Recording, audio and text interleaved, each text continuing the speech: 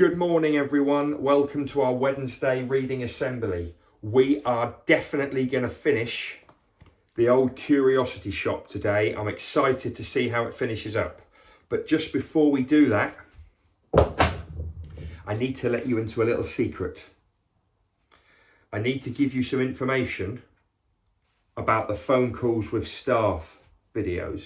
Now, if you haven't seen these videos before, they're very short. They go out on a Monday morning at 9 AM, and it's a video of me ringing up somebody from school and having a chat with them.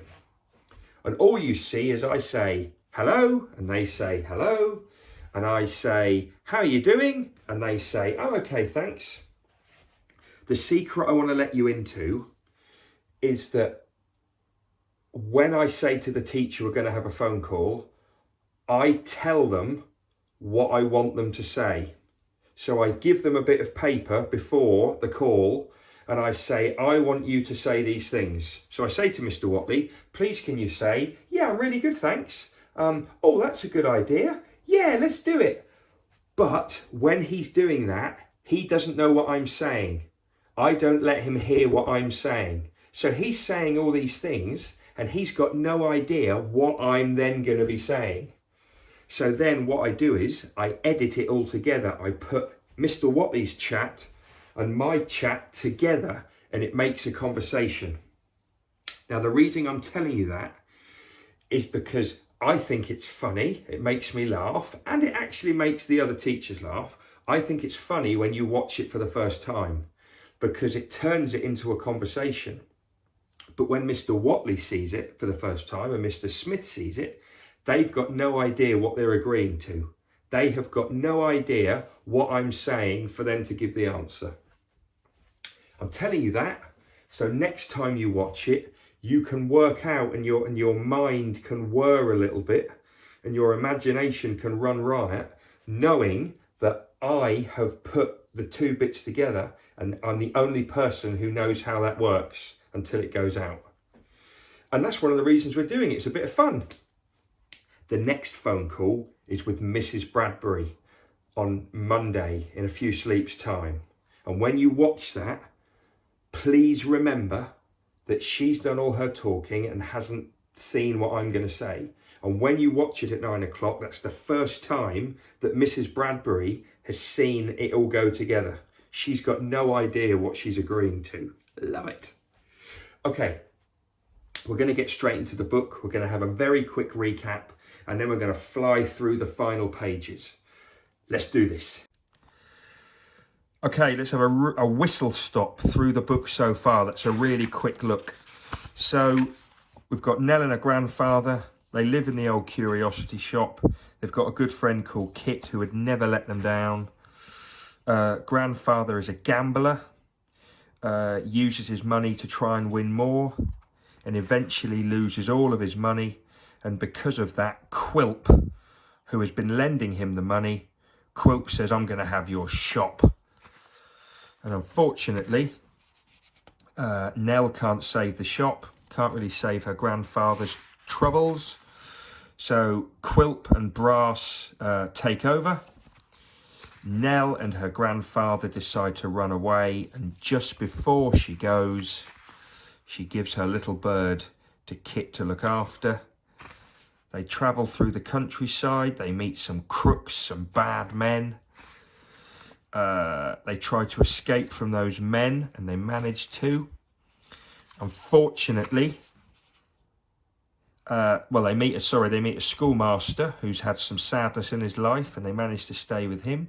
They meet back up with Mrs. Jarley. I'm saying that with not much confidence. No, it is Mrs. Jarley. Unfortunately, grandfather gets caught up with some card playing and loses some money.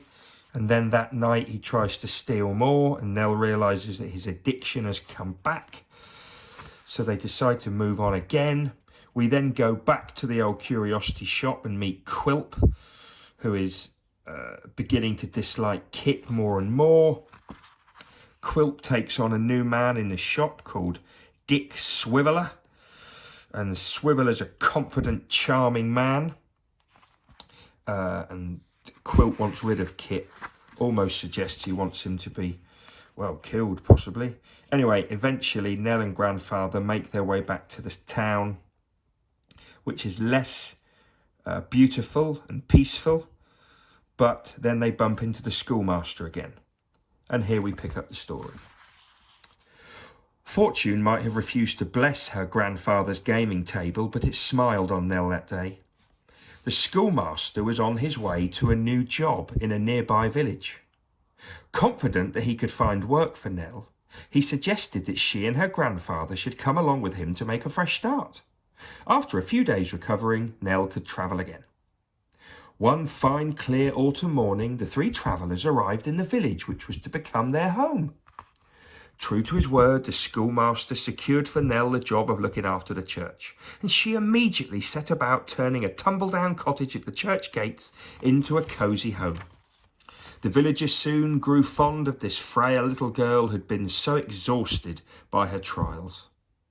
In the daytime, Nell would rest on a child's small grave and watch younger, more fortunate children playing and laughing happily. She loved to climb to the top of the church tower, where the light made her feel closer to heaven. And in the evening she would sit with her grandfather and the schoolmaster by a cheerful fire, listening to the mournful tolling of the old church bell. At night, Nell dreamed sweet and happy dreams, filled with clear, bright light and the sounds of music and angels' wings. Now we're switching back to near the old curiosity shop. The sign outside Brass's office read "Room to Let." That means there's a space that somebody can come and move into. A gentleman stopped to read it. He nodded in satisfaction, removed his hat, and walked in. Dick Swiveller sprang to his feet. "Can I help you, sir?" Actually, I think he was more like, "Can I help you, sir?" I'm forgetting my voices. "I'll take the room," the single gentleman said gruffly. "Do you desire to look at it first, sir? It is a very charming room. It commands an uninterrupted view of the houses opposite, and was within 1 minute's walk of the corner of the street." "What's the rent?" £1 per week, replied Dick. "I'll take it." "Fires in winter time are extra, sir, and I agree to all the terms. Here, £10 down. The bargain's made." Swiveller shuffled anxiously through the papers on his desk. Your name, sir?" "I do not want to be asked questions, and I do not want to be surrounded by spies," growled the single gentleman. "If I am not free to do as I like, your employers will lose a good tenant." Impressed, Dick showed the single gentleman to his room.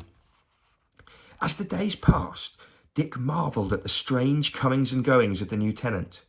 Most mornings he would leave the building, grumbling and cursing, and sometimes he would return alone. Sometimes he would bring strange visitors. Taking his duties as a clerk very seriously, Dick made a habit of listening at the gentleman's door. On one occasion, the single gentleman returned with 2 men who ran a Punch and Judy show. "You are the men I've been looking for," Dick heard him say. "Where are the old man and the child who travelled with you?" The answer he received clearly didn't please him, because Dick had to move away with great speed as the gentleman threw his visitors out of the door. Right, so this mysterious man who's turned up is obviously on the lookout for Nell and her grandfather. A few days later, the single gentleman arrived with a boy in a battered, round hat. "I understand that you used to work for the old man who ran the curiosity shop," Dick heard him say. "Do you know where he is?" "Oh, sorry. Do you know where he is, sir?" asked the boy eagerly. Do you know where Nell is?" The man shook his head sadly. "They are very dear to my heart. I may need you to help me find them." Great to have Kit back. Kit expressed his eagerness to do anything in his power to help. Satisfied, the single gentleman saw Kit to the door. "Come and see me again tomorrow," he said as Kit left. Brass, returning from a day's dirty work, squeezed past him in the doorway. He heard what the single gentleman said. What good fortune that Kit had been brought right to his door. How easy it would now be to do Quilp's work. And this would be a good point to say, da da da. But Charles Dickens would not have said that, so I won't. Kit found that the single gentleman was tireless in his search for Nell and her grandfather. Every day, Kit returned to hear news of the day's progress or frustrations. Sometimes it seemed that the gentleman's inquiries were bringing him closer to Nell. He heard that she was with a Mrs. Jarley, but when he tracked down the waxwork exhibition, Nell was no longer there. At such times, the gentleman seemed quite borne down by grief and disappointment. Kit also found that Mr. Brass was unexpectedly friendly towards him. "Oh, Kit, watch out," often offering him small payments for no apparent reason. "I've been thinking, Kit," he said one afternoon, "that maybe I could help your poor mother in some way. Is she not an industrious widow?" "A hard-working widow and a better mother never lived." "How affecting," cried Brass. "A poor widow struggling to maintain her orphans in decency and comfort is a delicious picture of human goodness. Put down your hat, Kit." "Thank you, sir, but I must be going," said Kit.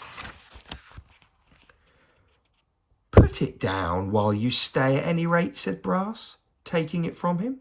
"I was thinking, Kit, that we often have houses to let which need good people to look after them while they're empty. Maybe we could find one for your poor mother, and maybe an allowance as well. What do you think of that, Kit? Do you see any objection?" "How can I see any objection to such a kind offer, sir?" replied Kit. "I don't know how to thank you, sir. I was wondering, Kit," asked Brass next, "could you just help me move some boxes in the next room?" While Brass and Kit were gone, Sally Brass crept into the office. Silently, she slipped a £5 note into the lining of Kit's hat. Before long, Kit returned and put on his hat, ready to leave. "It is done." Miss Brass smiled to her mother. Smiled to her brother, "I'm so sorry." "Why then, it's done," said Brass. Kit looked at him in some confusion before leaving hurriedly. It was then that Brass cried in alarm that a £5 note which had been on his desk was missing. Oh, they've set him up, haven't they? Dick Swiveller and the Brasses ran after Kit, apprehended him and brought him back to the office, where the £5 note was found in the lining of his hat. So it was that Kit was betrayed. Sally Brass now conveniently recalled having lost smaller amounts of money on previous occasions. Now, we can see here that the family are all lying to get Kit in trouble. When Kit was tried in court, his mother had to admit that she had recently been receiving more money than usual from her dutiful son. Brass denied ever having given Kit any money. As he was sentenced by the judge, Kit cried out in disbelief, "I don't know what I've done to deserve it, but this is a plot to ruin me." At the back of the courtroom sat the detestable Quilp, swollen with suppressed laughter. I love that. Dickens, such a clever writer. For such an enthusiastic talker, Dick Swiveller had also become an excellent listener. His practice at the single gentleman's door was put to effective use as he listened to the whispering between his two employers and Quilp. One evening, what he overheard sent him running upstairs to the tenant's room. Dick might have been something of a fool, but his heart was good. "Kit is innocent," he gasped as the gentleman opened the door to his knocking. "Mr. Brass did it for Quilp." Well done, Dick Swiveller. When Dick had calmed down enough to explain more clearly, he told the single gentleman how he had heard Quilp congratulating his employers on their good work in incriminating Kit. The single gentleman knew exactly what to do. I don't know who this gentleman is, but he's a very clever man. Within days, here we are just here, within days, Kit was free. The vacancy he left in the prison was filled by the scheming, dishonest Samson and Sally Brass. Right, so the bad guys have now gone inside, which is good news. Oh dear. As for Quilp, he managed to escape earthly justice. But it is to be trusted that he met with justice of a more eternal kind. Nobody knew whether Quilp's bubbling, struggling death in the Thames was an accident or not. As the river carried its ugly new plaything, nobody cared. So Quilp lost his life tragically. Days later, news arrived to fill the good hearts of Kit and the single gentleman with hope. A traveller talked about a frail young girl and her grandfather who'd settled in a far-off village where the girl kept the keys to the church. The single gentleman, sorry, I love the way he's called so mysteriously the single gentleman all the way through this. The single gentleman could not wait. He must be off immediately, and Kit must go with him. First, Kit must run home to tell his mother and to fetch Nell's bird. How happy she would be to see it. We're nearly there. Within the carriage, Kit noticed that the single gentleman found it hard to sit still. When they stopped to rest the horses, he paced the stable yards until they were ready to leave again. At last, he turned to Kit in agitation. Many years ago, Kit, I was separated from my dear elder brother. We'd fallen in love with the same lady. I left so that they could be happy together. That lady, Kit, was Nell's grandmother. Nell's grandfather is my dear brother. I came to find them in London because I've made my fortune overseas and they are my only family. So they are not alone, cried Kit in delight. And if you are indeed rich, then Nell's grandfather was right. Nell will be a wealthy lady. The single gentleman sat back in his seat and looked out of the window. I only hope we're not too late. The carriage stopped outside the cottage by the church gates. It was late evening and only the faint glimmer of a single candle in one window relieved the darkness. Welcoming his visitors, the schoolmaster led them softly through the sitting room into a small bedroom. There they found a sight to break the hardest of hearts.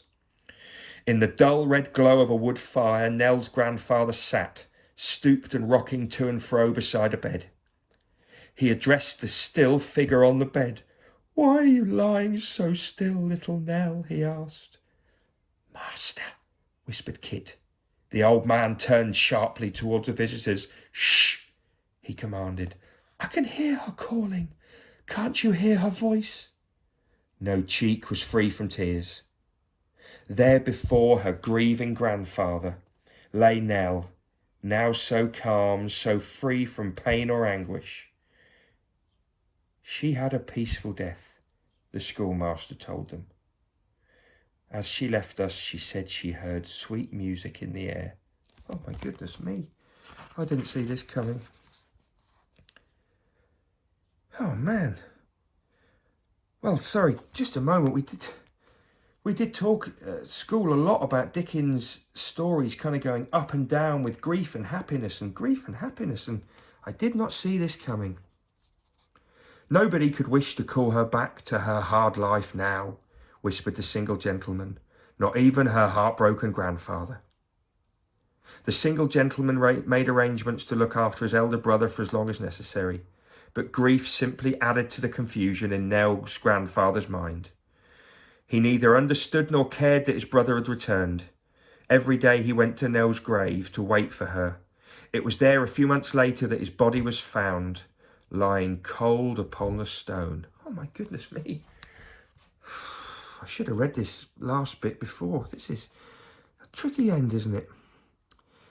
Before he returned to London, Kit released Nell's little bird from its cage. As it sang its delicate sweet song from the branches of a tree, Kit vowed to keep Nell's own sweet song alive, both by his words and by his actions. The single gentleman felt that the best honour he could do his departed loved ones was to retrace their journey, thanking with gifts of help and money all those who'd been so kind to them. And so it was proven true that there is not an angel in heaven who fails to do its blessed work on earth through those who loved it. And that is the end of the story. Whoa! I know that Oliver Twist, David Copperfield, Great Expectations and Christmas Carol, they all went like that. Happy, sad, but they all ended on a bit of a high. That was our first Dickens story to have a tricky finish. I didn't see that one coming. Thank you for being with me while I read the story. Next week, I'm going to mix things up a bit. for our last reading assembly before half term, and then after half term we're going to move on to a completely different author, and it will be a female author for you all. Okay, just before we go, happy birthday today to our very own Mrs. Clark, and also happy birthday to Mia in year 1. I hope you both have great days, and anyone else whose birthday it is today.